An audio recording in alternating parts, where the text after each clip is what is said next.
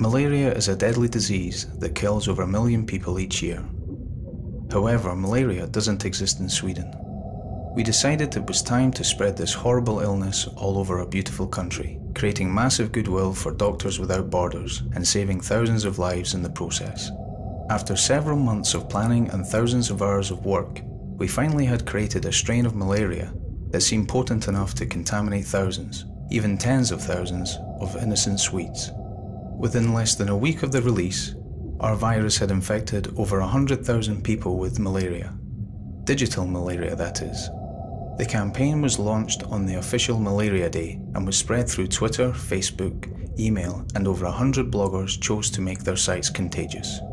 In the centre of the campaign, a site where we monitored the spread and presented victims 2 options to get rid of the disorder. Either buy malaria treatment for victims of real malaria, or pass on the infection to your friends. 2 weeks into the campaign, we have infected 113,814 Swedes. Over 3,000 of them have donated money, making it possible for Doctors Without Borders to cure over 40,000 African children from malaria.